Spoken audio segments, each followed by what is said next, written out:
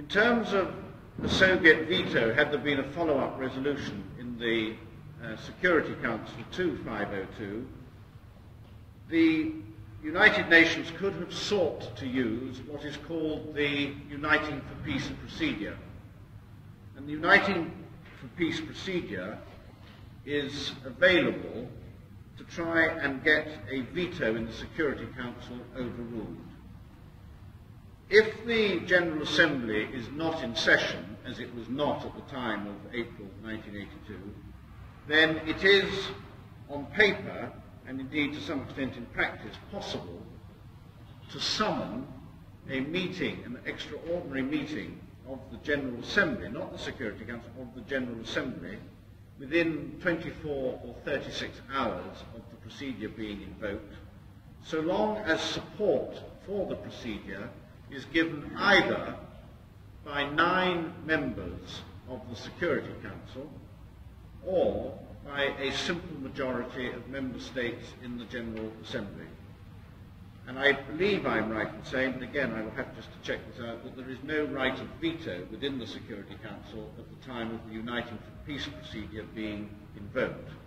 So had the United Kingdom had its subsequent resolution vetoed by the Soviet Union or China or France or America, or all of them, the United Kingdom, had it had the political will to do so, could have invoked the Uniting for Peace procedure, and if the voting pattern on 502 was repeated, they would, within the Security Council, have secured the requisite votes to get the procedure invoked, and then that could have gone on. Had there then, in the General Assembly, been a 2/3 majority in favour of the resolution which had been vetoed in the Security Council, the veto would have fallen.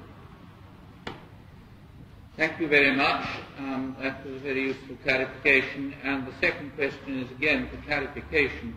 I understand Malcolm Harper to be saying that while he would not assert that the British action was illegal under Article 51, that Britain and the Argentine neither complied with Resolution 502, but that Britain really did miss a very big opportunity of putting the United Nations in the centre of things.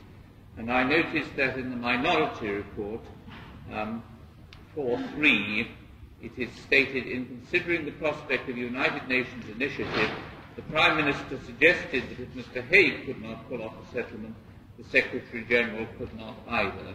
I understand Malcolm Harper to be challenging that sort of assertion. Yes, I am challenging that sort of assertion.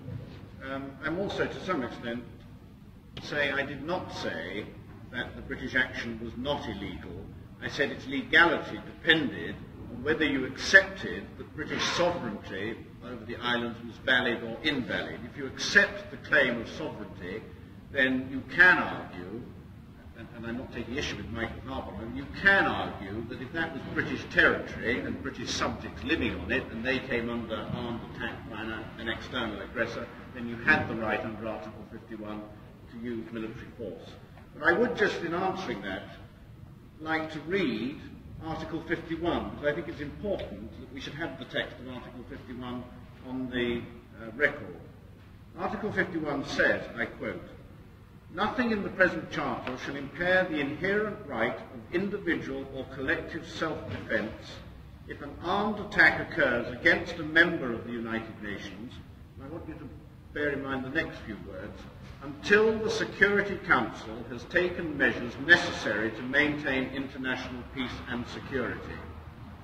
Measures taken by members in the exercise of this right of self-defence shall be immediately reported to the Security Council and shall not in any way affect the authority and responsibility of the Security Council under the present Charter to take at any time such action as it deems necessary in order to maintain or restore international peace and security," end quote.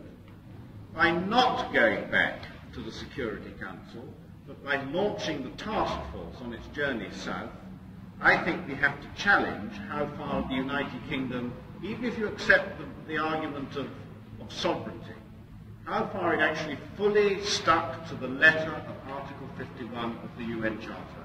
And if it did And I think we need to be much clearer what it did to stop the task force on its journey, because the Security Council had taken the measures necessary to maintain international peace and security. By refusing to go back to the Security Council, the United Kingdom actually made it impossible for the Security Council to fulfill its obligations in terms of Article 51 of the Charter.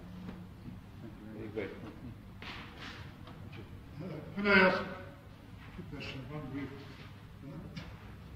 Does the open partner know whether the British government or the Argentine government or any other government at any time proposed that the issue of the sovereignty of the islands should be put to the International Court of Justice?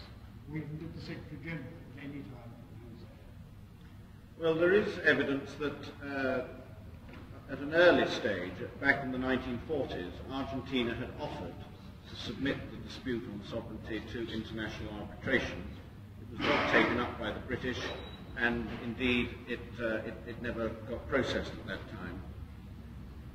I have no recollection during the actual conflict from the 2nd of April onwards that either party was willing to submit to international jurisdiction through the International Court of Justice.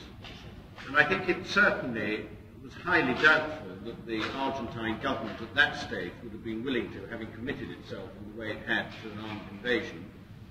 And the United Kingdom, although suddenly sovereignty had become unimpeachable, must have known in its heart of hearts that its claims were sufficiently dubious or controversial that it might have lost had it gone to international arbitration. So I believe I am correct in saying that there is no evidence that either party after the 2nd of April showed any willingness at any stage to submit the claim to arbitration. It's an option which remains open if both parties are willing to accept that it should go to international arbitration and that the decision of the International Court of Justice is binding on both parties. The only other question, I dare say, is anything more known about what happened at Sir Anthony Parsons? At Sir Anthony Parsons?